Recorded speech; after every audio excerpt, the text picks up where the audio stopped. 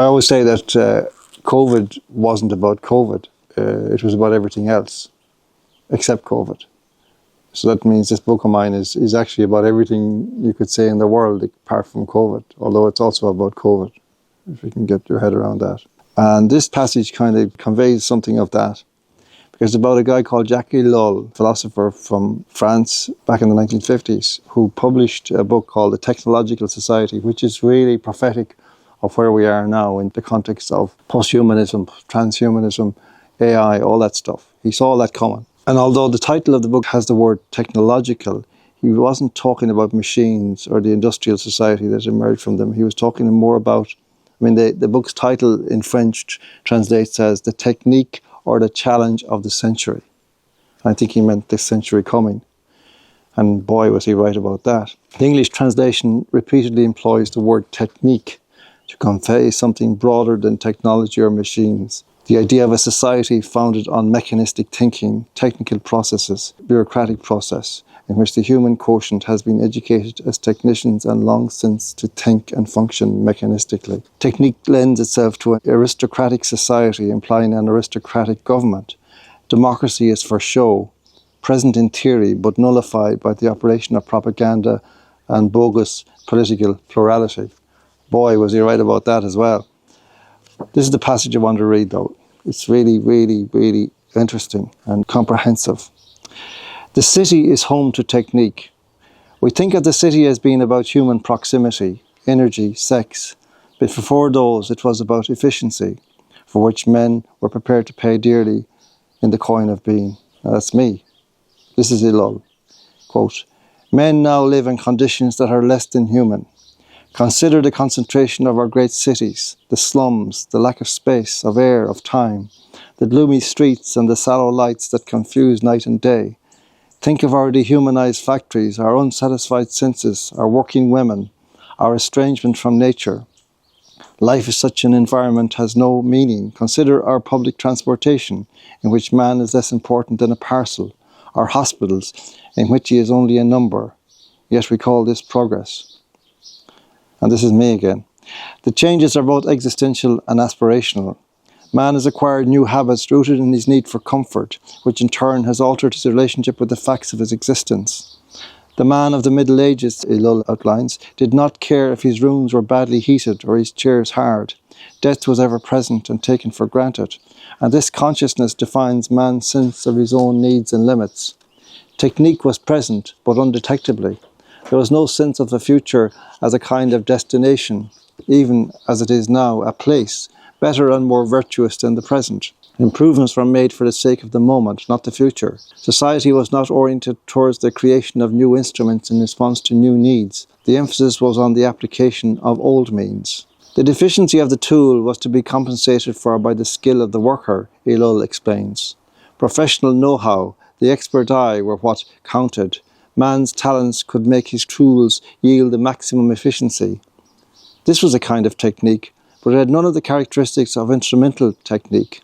Everything varied from man to man according to his gifts, whereas technique in the modern sense seeks to eliminate such variability." And I say, instrumental is a key word in understanding both Ellul and the sometimes subtle questions he seeks to elucidate.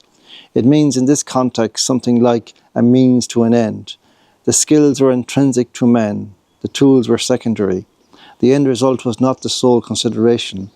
At play also were craftsmanship, skill, personality, human dignity, pride, honour. The technique of the carpenter or the stonemason was intrinsic to his whole being, and created among the mass of men a spirit of fellow feeling that nowadays survives only between, for example, poets or musicians. There was something that craftsmen held in common, something precious, which had to do with much more than the objects they brought into being. A strong sense of this is conveyed in L'Argent, written in 1913 by Charles Pegay, evoking craft traditions steeped in honour and a desire for perfection.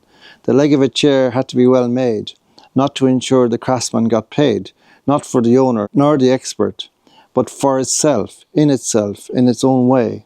And this applied as much to the parts that were not visible as those likely to be in full view. This tradition dates from the beginning of the race. More recently, this idea of man as a being rendered sovereign in his work was beautifully explored by Matthew Crawford in his book Shop Class as Soulcraft. To practice a craft, he postulated, is to enter into a relationship with a world that exists independently of oneself. A carpenter is bound by the evidence of his spirit level, an electrician by the irrefutable witness of the circuitry he has assembled. Do the lights work or not? The individuality of the tradesman is expressed in his engagement with a world shared with other similarly engaged beings, a world in which understandings are stored and exchanged. This, says Crawford, is the truest meaning of the word republican. The defining spirit is a sociable individuality based on mutual passions. This is not the same as autonomy, a mechanistic technical concept which denies that we were born into a world that pre-existed us. It posits, insists Crawford, an essential aloneness. An autonomous being is free in the sense that a being severed from others is free.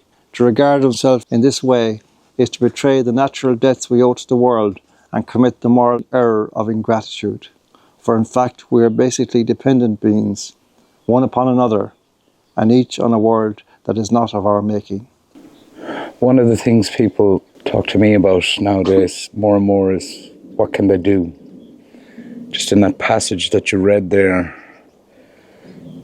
you know, about technique, the mechanistic society, that it's almost a standardization of people's skills and creativity. It's a box.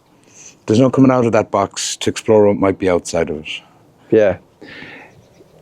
Yeah, you see, without us being able to detect it, that's putting in front of us a completely erroneous path, a destination and an object of our searching, because it seems to create some kind of non-specific goal that ultimately doesn't include us, because it isn't about humanity really. It's defined by words like progress and growth, which we think, oh, these are all virtues, they're all good things. So we chase after them, but without knowing where they're leading and without evaluating them in terms of saying, well, they were talking about growth 30 years ago. And how has that worked out in my life, in my country's life? Other than on the GDP figure, which is a completely artificial figure.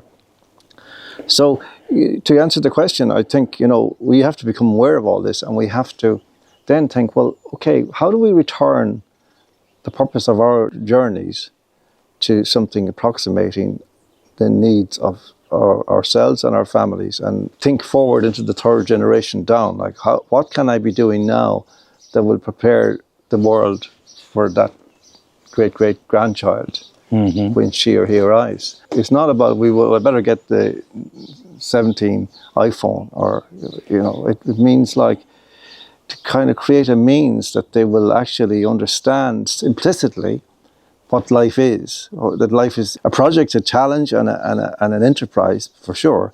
But it's also like it's a state of being that isn't about anything except the person's journey through this dimension to the end, to the horizon. De Valera talked about it in 1943 in that much maligned speech of his, where he was talking basically about, when you talk about the happy maidens and the athletic youths and the sturdy children playing around the cottage, and a house, an adequate house, frugal comfort. See, that was the phrase he used. And that doesn't mean depriving yourself. It's actually understanding that what you actually need to live is, in a certain sense, finite.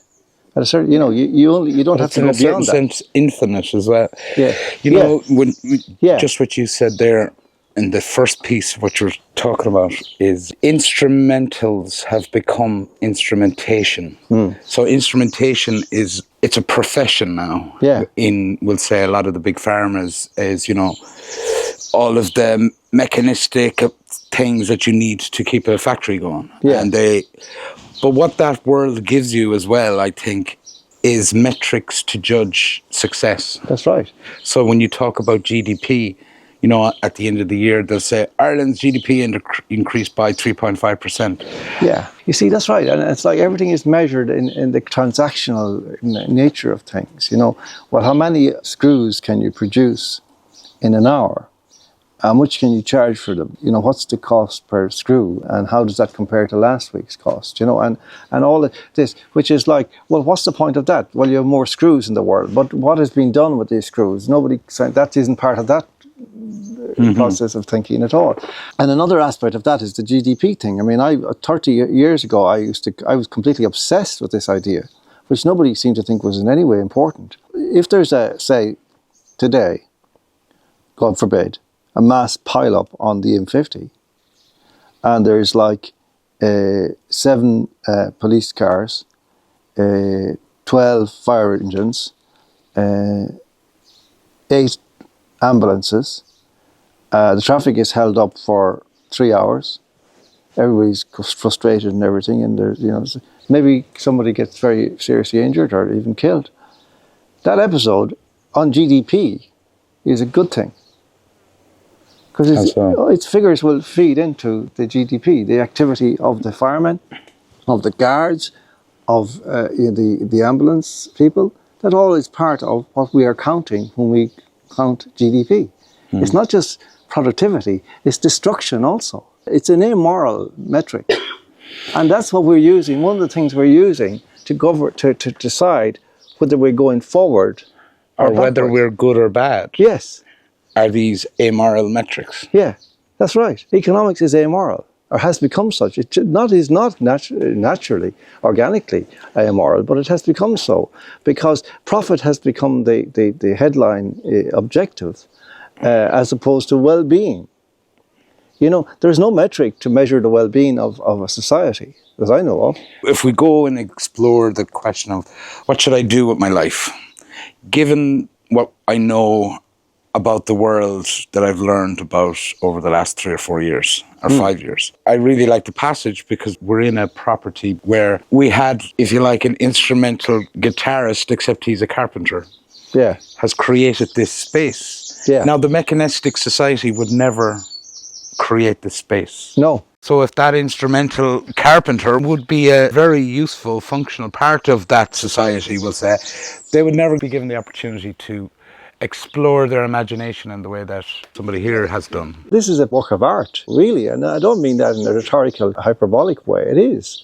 It's the creation of a mind that envisages a different kind of reality. Yeah. And that's something we desperately need. But again, you know, the culture we have that is there, mainstream, mechanistic, technical culture, satirizes this kind of thing as alt and all the rest of it, you know. Off-grade, and these terms which have very quickly become pejorative, you know, whereas this is the essence of the foundations of living in a healthy, balanced, and, you know, happy way, you know, like this idea, like again, De Valera was talking about happiness, really. And I mean, as I said before, I think on one of these, that years after De Valera, and after we spent like a century, kind of nearly, or whatever, 50, 70 years, slagging him off, this guy called Easterlin came up with what he called the Easterlin paradox, which is the idea that, you know, because we are programmed to think that because we need money to survive, and we need to accumulate, so growth is good, and that survival obviously makes us happy. And therefore, the more money we can have, the happier we will become. And that happiness will increase in proportion to the amount of money we can accumulate, right? But Easterlin proves that that's not true, that the relationship between money and happiness is, you know, step for step in parallel up to a certain point. That point is sustainability. Mm-hmm. And after that, you need vastly more money to get you even another inch of the way than it took you maybe to get to the point that you've arrived at. And that's something that people just don't grasp. Like, and that because they keep chasing this thing. Is there an element in that because of the whole history of the nation has been poverty, dire poverty, when we're so afraid of losing it, because actually people do understand at some maybe instinctive level it's about survival. And this is, you know, the mechanistic world, if you like, or the technological world, if you like, is a tool that's getting them further and further away from having to worry about base survival. Yeah, I think that's right too. You know, but there's a trap at the end of that, which has already been set for us. But it's deeper than, I mean, just to begin at, there's an existential problem, or it's not a problem, it's the nature of humanity, nature of the human, which is that we are transient creatures. We're nomadic. We're passing through, literally passing through. We're moving on a path, metaphorically and often literally, from a point of origin to a point of destination, both of which are mysterious to us.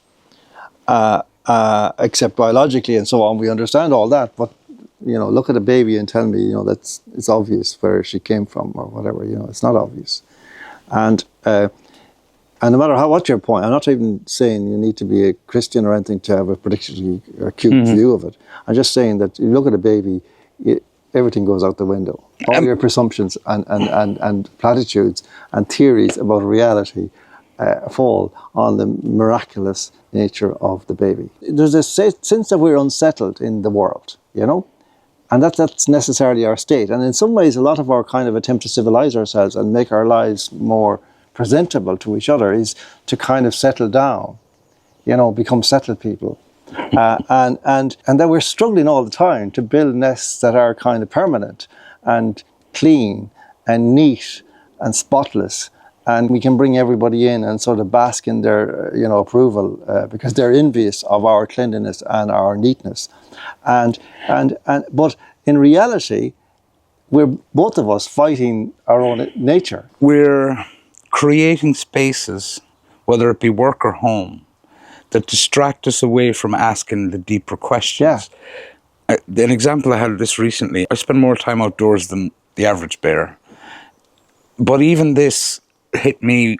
I was in Omey Island off the coast of Cladaduff out in Connemara, you know. There's a beach causeway, you can walk out to it, and you can drive out to the island. And this island had 300 people pre-famine. It's almost like an environment zone now. There's nobody living out there, but when I got up onto the dunes, and it's about 500 acres, I felt I was stepping into a different reality completely, as in very definable. Even the way the birds flew, they were like low. It's like, oh, we own this we own this place. Yeah. And you're stepping in to a communal space with nature and whatever, you know, animals and birds are around it. And there's a very deep sense that it's a completely different reality. Yeah.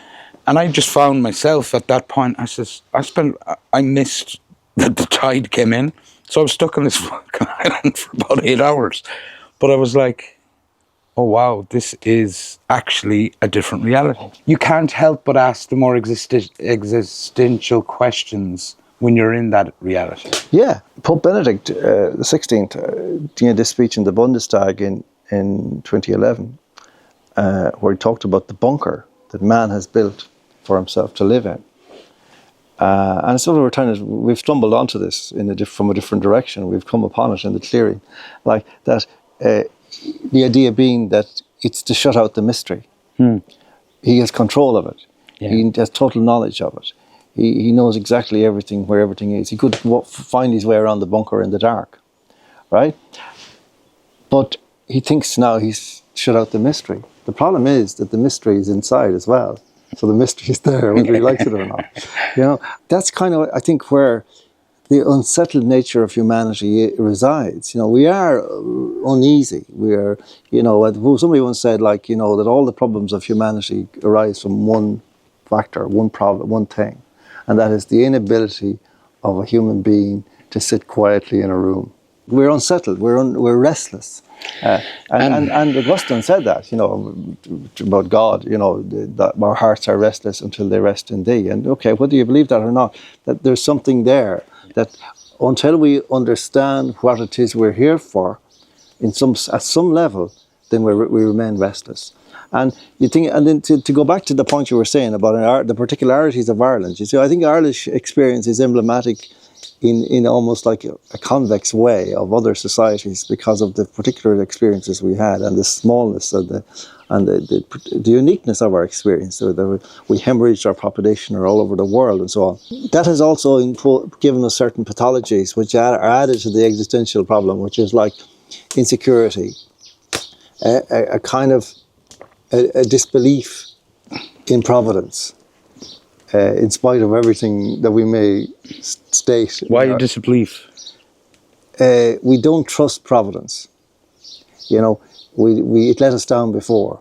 Didn't show up on the allotted day with the check or whatever. You know what I mean? Like, it let us down and it abandoned us. It seemed to, and therefore we hoard, we store. I remember my father. I wrote about my father in my first book, Driving at the Crossroads. My father had roomfuls of tools, and he had every one. He just wouldn't have one saw. He would have like 10 saws. And if he wanted a new saw, he would buy a new saw. He would wrap all the saws up in brown paper and tie them with string, and put them on shelves. And if he needed a new saw, he would buy a new saw and use that, and then clean it and wrap it in brown paper and put it on the shelf. That's famine. You know, and we all have that in ways. I do it with books because I have this thing that the only salvation that ultimately we may have. So I talk about that book in that way, that I want to leave it somewhere. I want to wrap it in paper, and I want to put it in a roof somewhere. And I want everybody to do the same. I want everybody who buys one of these books, when they've read it, wrap it in brown paper, maybe, I don't know, maybe some tin foil, put it in a cardboard box, then put that in a plastic bag, tie the plastic bag, and put it in the rafters. Because I don't trust providence at some level. Books for me are that kind of thing, you know, that there's, it's like, if you have books, there's hope. Because, you know, and it's a proven thing actually, that even if you have books, if a child has a book, it grows up in a book-filled house, or a house with a reason books in it, like apart from Encyclopedia Britannica, nobody has anymore. But the research shows those children are far more intelligent, even if they never read a book, than children who can grow up in books in houses that have no books. Now that may be a very complex equation. No, but I think it's right. But it's funny what, you know, some of the people that have been talking to me about your book in comparison to your Substack, right? Sometimes, because I know that the number one piece of advice people seem to think they can give you is, would you make it a bit shorter, John? Yeah, shorter paragraphs, shorter sentences, and shorter words. On one level, I think that people didn't understand what you were doing while you were doing it. But when they got the book, they understood, if you like, what you were doing. Is because at the end of this 5 years, you're one of the few people that has presented something to be shown to future generations. That's the thing. And, you know, while we all do a bit of blathering on our different writings and that kind of way, is that the way I look at it is it's a body of work. And the thing people are saying to me now is, it's the psychology of reading a book as opposed to reading a newspaper article. That's right. And there's not enough words in it when it's a book. Because I would always say to people, you know, when they would complain that it's just too long, I said, do you ever read books? But they don't. Yeah. Well, maybe sometimes they would say they do. And I said, well, they're pretty long, aren't they? Like, how do you deal with that? You know, and that's a really good question for them. Like, they don't think about it. It's because in the pockets of time they give over to reading a newspaper or an online article, they're so small. They're crammed in between other activities. They don't, you know, it's too, you know, they won't feel that they can get anything out of it. I think that's the modern thing is, you know, there's a difference between reading a book for leisure. I don't like that word, but, you know, for to pass the time, than reading it to kind of find out stuff. To learn stuff. Yeah. And I prefer the idea that, you know, just sit in a cafe and read a book or read a magazine or whatever. And because it's different to reading on screen, as we know from a lot of the research that's come out in that book, The Shallows. I wonder, something's trigger I want to ask you is, are you an absorber of information better when it's at leisure? As in, you're not forcibly trying to teach yourself something or learn something. No, because I find that I am. Yeah, definitely, because it's more conducive to speculation.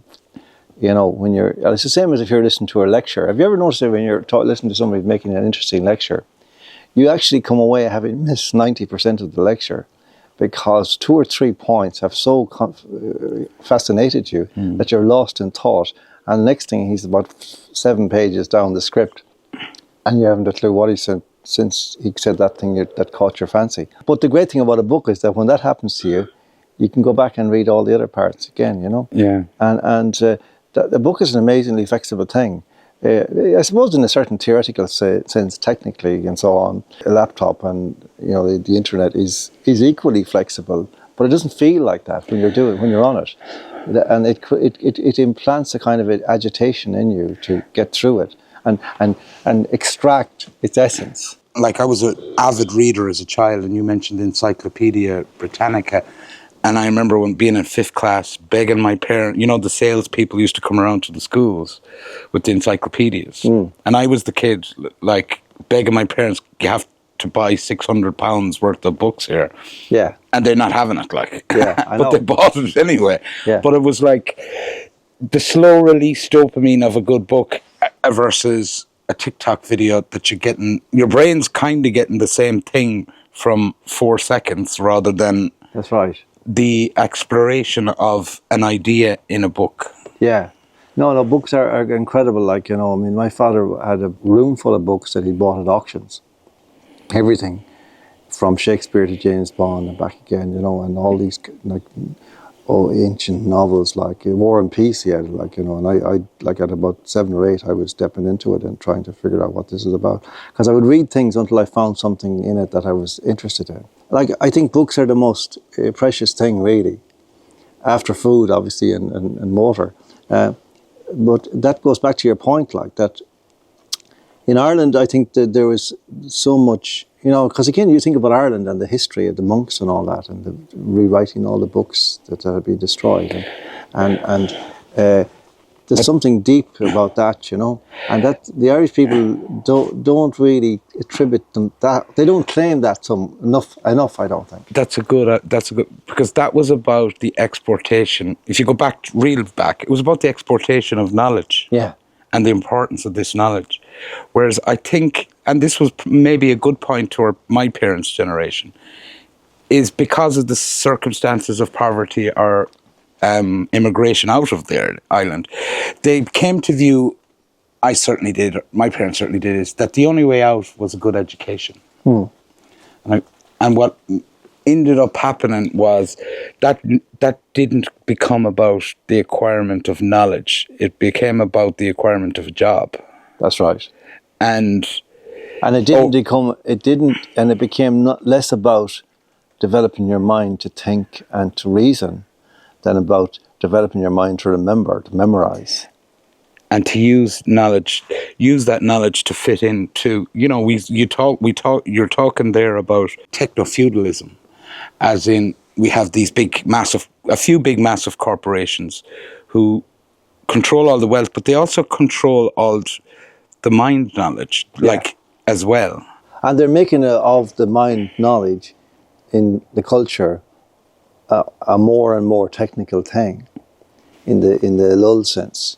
They're turning it everything. They're technologizing everything, and mechanizing every logic and reason, and they're kind of forbidding you to have instincts and impulses and intuitions, and they're forbidding you to have opinions if you don't have 17 letters after your name on the particular subject.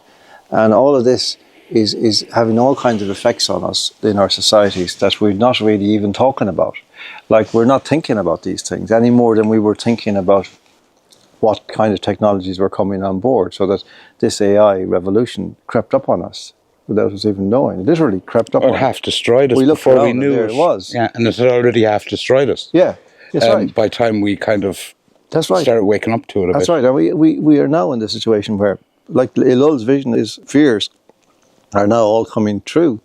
And that's kind of very ominous, because there's all kinds of paradoxes and contradictions about this, in the sense that, I remember, like, when I was in school, you had to, at a certain point, there was a fork in the road you came around the intersect, or maybe actually it was before you went into secondary school. It was like, you either went the technical route or you went the academic route. And I kind of went the academic route with a little bit of technical stuff on the side. But because the technicals, what was called the tech, that's vital as well in a funny kind of way, because that's what gives people the basic skills in order to make things and to build things. And that I find, when I was talking there, I read there that part from Matthew Crawford talk about the word Republican. That was the idea that people, men who or women who have skills, talk to each other about those trades and compare notes. And my father used to do that all the time. Like all his friends were like that. That was a recognition of a different type of intelligence than the one we give. 99% of the kudos we give to different types of intelligence are given to the academic route, So you mentioned, if you want to get on the media now. You see, that's the interesting thing about books in that sense. They should really augment the experience that humans have based on their senses. In other words, they grow out of that, they develop it, because what they read emphasizes that or broadens it or gives other people's perspectives on the same processes. And that means that their intelligence remains grounded in reality all the time. You can go another route, which is the academic route, and you start reading books and you learn stuff off, and you kind of half grasp the theory. Like that famous quote of Garrett Fitzgerald years ago at a government cabinet meeting. There was somebody who was outlining some complex description of how things were going in some particular area, and Garrett Fitzgerald says, "Yes, but we know how it works in practice, but how does it work in theory?" That's kind of the world now. That's the theory is more important than the practice, and the practice is everything, because practice is what roots us and keeps us puts us in the world and allows us to feel in harmony with the world and to make that journey, then that path we're on. Is that question of republicanism then really a question about each man and woman having the tools to build their own republic? Yeah. And then the kind of patchwork quilt of republics that are built, that's your nation. Yeah, and politics and government should exist only for the purpose of making that possible. Not to control it, not to regiment it, not to tax it, not to, legislate around it, but just simply to allow it to happen. And that's where we've gone fundamentally wrong. In fact, what's happened is politics and democracy and all these forces, they have become technologies all of themselves, technocracies. They are technical. And that's our undoing in this moment. We saw the fruits of that in the spring of 2020, when this monster that we thought was a benign instrument of our will, a representative democracy, turned Turk on us and started bearing its fangs in our direction and telling us what we should and shouldn't do, or could and couldn't do. Absolutely. And the bizarre thing was, when that happened, almost nobody thought it was a bad thing. I find myself consuming less and less of what's going on my phone. Not that I'm not spending time on my phone, but the events of the day. Because it almost seems like this has got to a point of mind madness. The most recent, we'll say, Israeli-Iranian attacks on each other. It's just the latest outbreak. It's almost like this outbreak of madness from this type of thinking. So if we started back maybe 30 years ago with that kind of, let's put it, factory thinking, as in you're reducing your capabilities to serve whatever's on the production line. Yeah.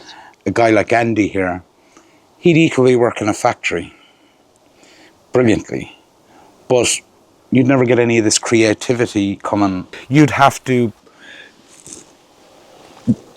take a knife to that part of your creative mind. Yeah. And if we step it through technology as we know it, from computers to phones to everything else, those loops are getting shorter and shorter. So there's no connecting of the dots as to that there's somebody there that will say, stop this madness. Let's look at these 5 or 6 things we've just done. It's almost like none of them, in their minds, it's like, oh no, this isn't related. Each new thing isn't related. Yeah. See, in a certain sense, Andy has, in a very positive sense, put the clock back. Because what he's done, he's corrected what happened over 100 years ago when Frederick Taylor, working on behalf of Henry Ford, went into the craftsmen, the workplaces, where they were building the Model T, which at that time you could get in any colour initially, and there were different kinds of designs. Each car was kind of custom built by hand, and there were all these mechanics and upholsterers and cabinet makers and all kinds of people working on these cars. And Frederick Taylor went in with his clipboard, and he interviewed them all, gathered all their knowledge into a kind of tabulated form, and basically created a production line that replaced all these men, and stole all their skills for next to nothing, and created a production line and created the modern manufacturing process, the technical society in many respects. It's a bit like that, like Jocelyn Hughes in The Boys in the Black Suit. Gives a job, I can do that, I can do that. Like we can do that. And my father was like that. He would make things himself, and he fix things himself. Like he was a genius at fixing things. All of the men in the village were able to do a lot more than whatever their job was. Yeah. Do you know what I mean? Particularly grounded in the land around them, whether they were farmers, whether they were in the shed, welding, plumbers, carpenters, and that seems to be it's gone. It's gone. I mean, it gone and went somewhere between myself and my father in the sense, like I can do certain things, but not very well. I'm what my father would call a mulliker, right? Which means I can do what he used to call temporary jobs. Now, it's not a temporary job; it's a temporary job. Because even the word reflects the kind of that it's been remodeled and abbreviated, and the criteria, the two most important criteria for a temporary job are that number one, it must last forever, and number two, it has to look completely shite, right? So the idea is that the women folk are looking at it forever and ever, and they're disgusted by it. But they can't do anything about it because it works. And this is almost the ultimate revenge of the male, as it were. And I can do those kind of jobs. But the skill and the tastiness that my father and those men had is gone. There's a great thing. If people really want to look at something that's really almost like a piece of sculpture and an actual thing, I think it's either up in Enniskeen in the Cabinet Centre or it was in UCD for a while. But it's actually the printing press that was built by Peter Kavanagh, Patrick's brother, in New York, in order to print Patrick's books. He doesn't get half enough credit, the brother, how much he supported. That was the brother that was the school teacher. But he built this machine out of pieces of scrap he found in the streets of New York, I swear. And it's the most astonishing looking thing. And it actually worked. He actually printed books of poetry on it. This man should be like the national patron saint of Ireland. Like he was so ingenious.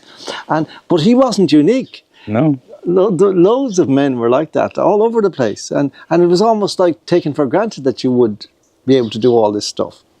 And then you kind of it was all farmed out, and you had to wait 6 weeks for a plumber to come, as we all do now. There's an attachment of snobbery to these kind of things, or condescension, or prejudice, even though probably now if you're a plumber, you can make a lot more money than if you're a nuclear physicist, right? Because especially now you're in such demand, but the snobbery is still there, whereas it shouldn't be. That was one of the things about communist society, which was actually quite interesting. I found that the salaries for doctors and tradesmen was pretty much the same. No, it seemed to be more about the status it brought you in the society. And you see that a lot, especially with the Russian communist area, when if you're reading if you do any reading on like the Stalin era, Yeah. it was like they were very proud of being engineers. Like that, whatever way methodology it did it, it's like they were very proud of that production system that they were trying to build for the motherland, if you like. And some things they did really well. I mean, underground railways, like, second to none, like, you know. I mean, they were astonishing on those kinds of things. The space race, they were much better at that than the Americans for a long time. Obviously, the whole thinking was flawed underpinning the whole thing. But the point is that in the midst of all this, there were human beings. And they had all those qualities that human beings have everywhere else. It wasn't the human beings that were faulty, it was the system. It's very interesting for me personally to go back and read books I read 15 years ago, and what my feeling now, it's quite often not the same. I get different things out of it now than I got when I read it 15 years ago. That's a really interesting exercise. But one of the things I get about that was what you might say in that era, in the 30s, 40s, 50s, you know, through the war, is what the leaders managed to do is they managed to get those people with the mechanistic skills to imbue them with a sense of nation, that this was for the nation. Yeah. Now, what is different today in my mind is we're trying to destroy the concept of nation. A nation is people. Yeah. It's not an abstraction. So when you say destroy the nation, you're destroying the people. And that's actually what's happening. That is their game. And ultimately, you see, there's this kind of almost inexpressible issue that is so unthinkable that people can't think of it. And that is that actually we've gone completely off the rails in terms of the only purpose that human endeavour and society could ever have, which is to further the happiness and peace and safety and security of the human race. And this seems to be the lowest priority now, if it is a priority at all. But what are the highest priorities? Well, ultimately you can't really tell, because there are things like war and fighting disease, which is actually killing more people than it actually saves by far, and so on. And you think at the end of the day, like, if you ask any of these people, what is your goal? Well, it's almost coming back to your book, the word aristocracy. Is what we're really, if you take everything just maybe and look at it from the 10,000 feet thing, you might say there's 5 or 6 global fiefdoms trying to establish themselves permanently. Yeah. And one of the aids to all of them is the fact that because of technology and AI, the creative ability for opposition or replacement of these entities is going to be less and less because of the capacity of ourselves to actually envision our way out of the problem. Yes. Because we're losing the capability as a society to do it. We're locking ourselves into this situation by virtue of our loss of skills and understandings, the understandings that flows that. Because those guys, that republic that Crawford talks about, which I experienced as a child in various workshops, in garages, in a shoemaker's workshop, in all kind of watchmaker's shop, you know. And my father talking to these guys, and they were talking about the different skills and how do you do that, and what's the function of that, and then they would shift into politics, and they would apply the same kind of thinking to politics as they applied to the work they were talking about, and that's kind of gone completely. Yeah, and by essence, that would be different than what was there. Different. That's why for sure, Gerry, that in the pandemic, the people who were doing that kind of work were the first to get that this was a scam. Yeah, my father died in 1989. When that was one of my touchstones was to be able to imagine what he would say about it as it would progress. And he would start off by making skeptical noises, like maybe a little bit cautiously, in case he was proved wrong in the short term. But as soon as it kind of, he would just simply say obvious things. Like he would say, like, well, how many people died on the street so far? Nobody. Oh, so where's the pandemic? Like they would just do that, and that comes from the fact that it's like what Crawford says, the spirit level. Yeah, it's the perfect tool, and it's the perfect. Yeah. And when the electrician leaves the house, the lights have to work.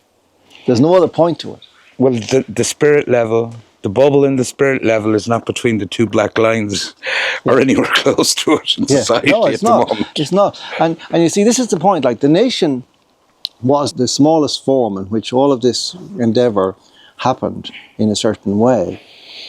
And that's been done away with. And we have this babble of globalism, of which the purpose is nothing except the objective of profit on behalf of the moguls and the oligarchs and the shareholders and the bondholders. That's our measure now. And of course that's related to the money system and the way that's shifted. And the only difference I'd put in to and more worrying thing at the moment is you could rely, in previous generations, you could rely on new greed to topple the old greed. Yes. Whereas the new greed, if you like, yes, is primarily concerned about all of what you said and ensuring nobody comes to replace them. Yes. So that they are, in a sense, the last of I these types. really would like to get these, I call them the combine. I would like to get to the top tier and sit with them. And I'd say you'd probably find they're quite affable characters. And just talk them through this and tell me, where do you think you're going? Never mind where you're bringing the rest of it. Where are you going? What's your destination? And I don't think they would be able to answer this. And do you understand that the things that that drive your very dynamism now, as your optimism, your hope, your sense of yourself, your confidence, your happiness in the world going around, is the presence of other people, even if only for the purposes of feeling superior to them. And if you get rid of them, you're going to be so fucking miserable you don't know yourself. This is the thing. Like, you see, the equilibrium of the world, you see, was held. You see, I'm just looking at the stone there. Now, this is the closest stone I can get to gold. It's kind of a gold thing. If you find gold around here, let me know. But gold, you see, that was the anchor of money. And the point of the gold was, it has no intrinsic value any more than that stone has. If that was gold, it wouldn't make any difference, objectively. It would be the same value, zero, unless you have some use for that shape of a stone. The value of that came from the fact that it became money. It became the anchor of money. And the point of that was that it equaled, it mimicked the difficulty of doing work, of creativity, of building. So the weight of the gold, as it were, equaled the weight of the effort that was required to produce things. And that was the secret by which economics was born. There would be no economics if that truth hadn't hadn't been there at the beginning. And now that truth has been taken away. Economics makes no sense at all, but they're still continuing as if it does. And it works on a kind of a pseudo-confidence based on the idea that there is a machine, a well-oiled machine that still works. But of course, we're in a situation now where we're in the final phase of the particular model that we've been working. The currencies that we've been using, the dollar, the euro, and the pound sterling, particularly those, they're heading for supernova, as I put it. They're about to implode. And when that happens, then the system will end. And that's what's going on, really. One of the things that's going on is that they are preparing to introduce this new system, which will be the ultimate tyranny. Digital prison with central bank digital currencies, universal basic income, 24/7 surveillance, social credit schemes, working off the programmable nature of the money so that if you misbehave, and that might be anything from putting your feet on the seat in the train to calling Micheál Martin an asshole on Twitter. Both seriously, very seriously egregious crimes. Obviously, I'm not denying, of course, that they are. You go to the ATM or whatever is the equivalent, and there's nothing there. But my UBI came in through yesterday. Yes, sir, but your UBI is no use anymore. It has been terminated, or it has been suspended until you amend your ways. And this is the digital prison that they're building. Now, this is not the purpose of human life. I mean, if such a society were to, as it were, prosper on its own terms for even a short time, what it would mean is that human life would basically atrophy. It would have to. Why would you want to bring children into a world like that? Well, they're almost... Well, if you wanted to take a reflection of what you're saying there into, we'll say, road-tested in practical theory, practical evidence, not theory, you just look at the birth rate in Ireland. Yeah. It's, by osmosis, it's kind of what you're saying is happening, because less and less people want to have children. And again, it's very interesting, Gerry, because I've been writing a bit about that in the last while, going back 100 years and looking at the patterns, because it's not a new pattern in Ireland. That pattern goes right back to the what are called the famine years, the genocide years, we should start calling them, the 1840s, 1850. We started to lose the will to live, if you like, statistically, because the marriages got later and later, numbers of children started to drop. People think of Irish families as being large families back then, but that was the exception. Mostly people weren't getting married. The numbers of bachelors and spinsters, as they were called, was through the roof. And that kind of went on until the 1970s. And then there was a blip, a surge. It looked like everything had fixed itself, rectified itself. But then the 80s came and it come back to the same pattern. And then the Celtic Tiger came, you had another blip. Not as big as the 70s one, interestingly, in demographic terms. But actually, if you look at the thing overall, it's all downhill, overall. Apart the blips are kind of almost cut off at the root by the underlying trend, which is like a straight line down. And we're again emblematic of that. And then you kind of have to ask yourself, what is that? Well, it's all related to what Elul is talking about. The world is being made unlivable by bad thinking, or no thinking, or by our thinking processes being dominated by powerful people who want to become more powerful and richer, and nothing else, and have nothing to offer the human race after that, other than a number on a bank balance. Which they can show you and say, isn't that great? Isn't this wonderful that I'm the world's first trillionaire, if I am, and isn't that great that God put me on this earth to become the world's first trillionaire? I say congratulations, but it's worth that. But like even with your stone, like the transition was, you were equating the two, like the gold, the heaviness of the gold to the weight of your efforts. Yeah. Until they decide, all right, we don't need that, actually. Yeah. And in that, there is a certain truth, because if there was some semblance of recognition in the weight of the gold to the efforts, now it's like, that's what your efforts are worth, actually. Yeah, it's inconsequential.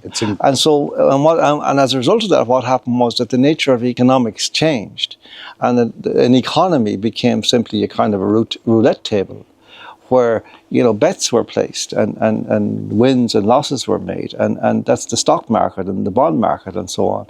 And the actual field of human endeavour became secondary. And what's actually happening now is that even that secondary model of endeavour, which has had almost zero respect in the last 20, 30 years, is now being dispensed with altogether. And so that means with the obsolescence of the human race, that means the human race has become a problem. And you can see that in the way that the politicians now speak to their own people. They bring in migrants, and the people get confused about that, because it seems like they're doing it because they love the migrants. No, they don't. The migrants are only proxy of their hate. And they are seeking to remove the indigenous population because they are full of these, emotions of sentimentalities, of love for their country and memory of their culture and respect for their culture and affection for their history and their patriots, and the sense of their feeling that the fields are soaked with the blood of heroes. But because in a sense they've over a generation, a lot of people have rejected these explorations of spirituality, of their environment, of all around us. But in a weird way, it comes out. this is what's coming out of them in their response, because in actual fact, if a baby's born today, right, what are they going to be told from birth? They've got an original sin, and it's how their forebears have treated the planet.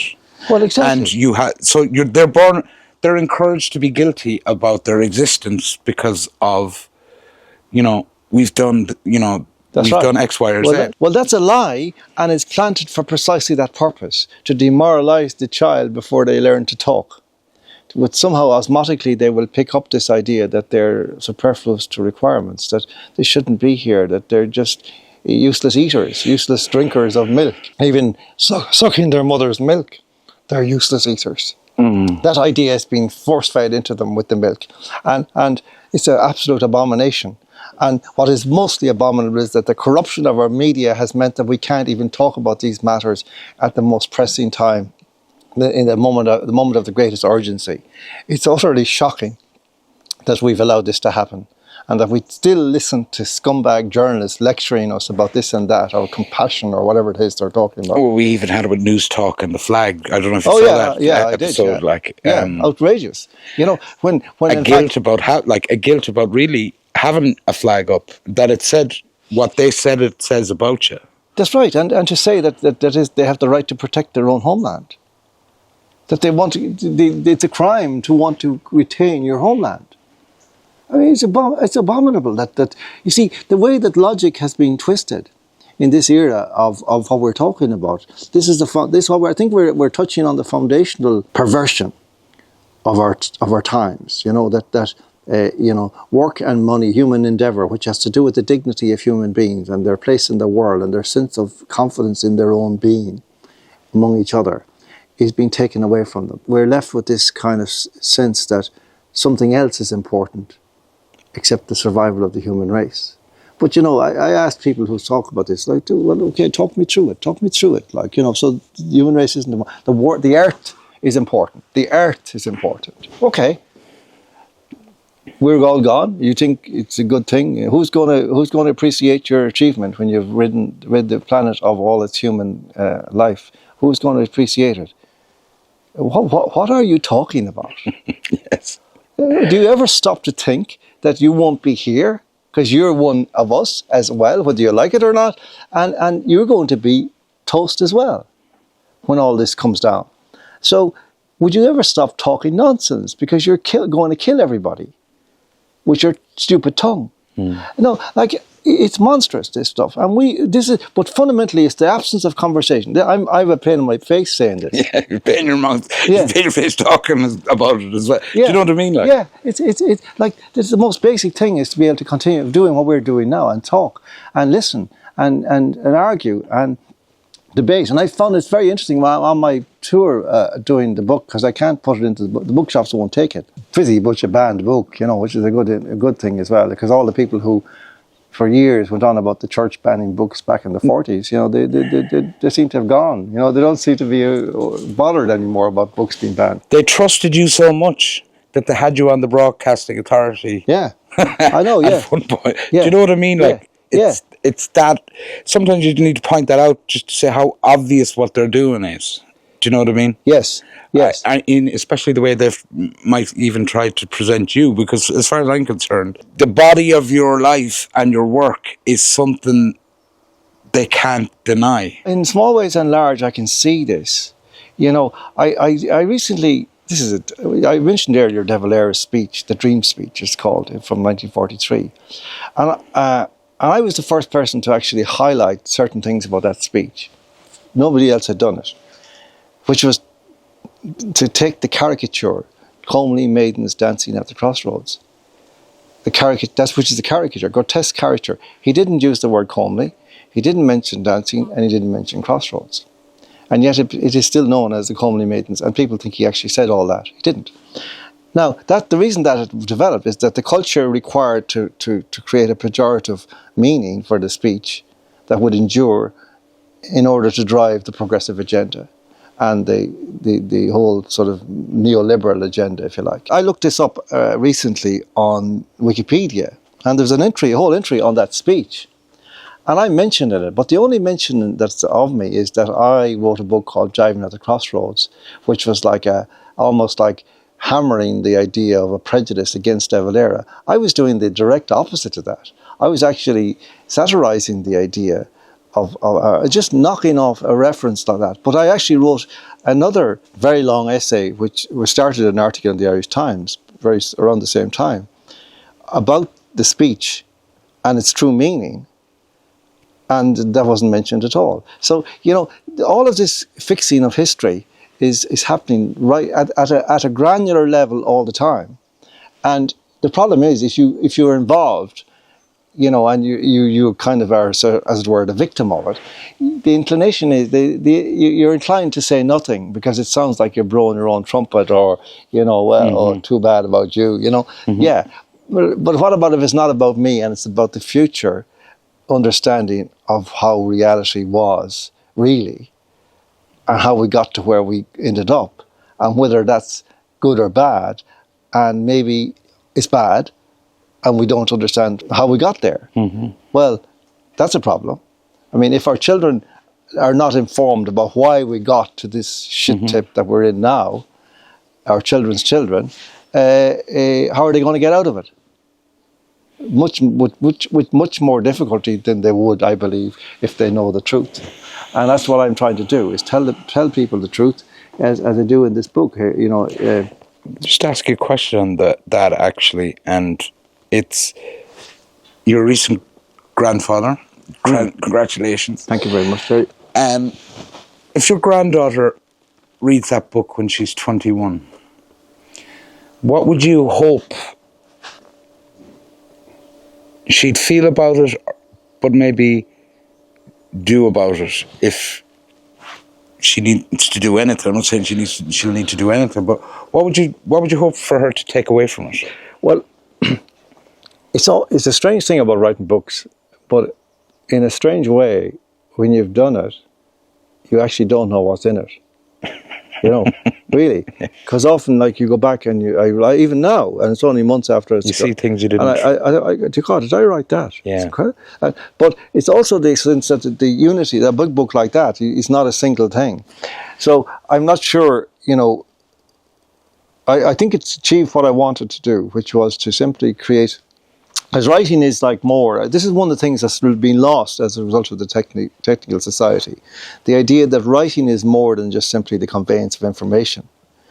Writing is also, as you know, because you do it, the conveyance of feeling and memory. Processing truths as emotions are coming up as you're writing. Like, the writing is almost like the going to mass part, and the emotion is like the spirituality breaking out by going to mass. That's right. That's right, and you know, that's a very interesting thing, because it's very, very particular in the sense that it comes down to phrases, and it comes down to words and idioms, and the weird thing I find, Gerry, is that they pop into my head, old ones that I'd forgotten. When I'm writing something, and suddenly I'll give you an example. There was a particular drag queen that came after me a few years ago, but I don't want to mention his name because he's an appalling wretch. So what I actually say, in order to, I say a drag queen, and it's a phrase I remember from, it just popped into my head from the way my mother and my father and their neighbours talking, and they'd be talking about somebody that they didn't want to mention their name, and he'd say, a certain person that you know and I know. You know? And I started using this now, a certain drag queen that you know and I know. That's what writing is. But that's, you know, a phrase from my own childhood that comes up, and I often use it in my own head now, because when I was a child, you know, when I was a child, and I might be in the village or in the pub, working in the pub, and I'd say, "Oh yeah, he's a great fella," and my mother just look at me and she'd say something like, "I could wallpaper the sitting room with all the things you don't know about this village." Yeah. It was. I remember another one. I mean, it's just. You see, this is the culture, the way culture. You know, it's not about. just telling people stuff or making an argument and telling them people what the argument is. It's conveying to them the place it comes from. Yeah. In you and in the place you came from. And I use my parents and the way they used to talk about things a lot. And I don't mention but a lot of the kind of words that people say, where'd you get that? Or I don't understand that. Rita, who's my proofreader and editor, is always telling me, you have to explain that. I said, no. I read loads of books by American authors and they don't explain any fucking thing to me. They make me look it up. Mm-hmm. And that's what I do. I was into cars as a teenager, you know, and there was a guy out the road who was very handsome, like a movie star, you know, and he got himself a Sunbeam rapier, which looks horrendous now, like it's like a clunky, it's like a solid turf, you know. Mm-hmm. He was to drive into town and his girlfriend up the street and he used to swing in. It was white, you know. I was at the door looking at it. I was in love with this car. I said to my mother, that's a lovely car. He said, the bank owns that. The bank owns that, yeah. You know, she used to say to me, we'd be going around the summer holidays, bored or whatever, you know, maybe with day, and she said, you don't know what to do with yourselves. That sentence is the core of what has happened to the human race. In the West, we do not know what to do with ourselves. You know? And we don't want you thinking about it either, no. Like in a sense. No, we don't. No, we don't. Because you might come up with some good answers. Yeah, but it's like we were given, it's like when you break it down, when you think about it, it's like you're given this body, you're given this being, you're given this soul, you're given this heart, you're given all this, and you don't know what to do with it. Mm-hmm. Isn't it time you started to think about it? Mm-hmm. And that's it. That's what Andy's done here. Like, you know, he's kind of he's represented his soul in a building, and that's a phenomenal achievement. Like, you know. Yeah, absolutely.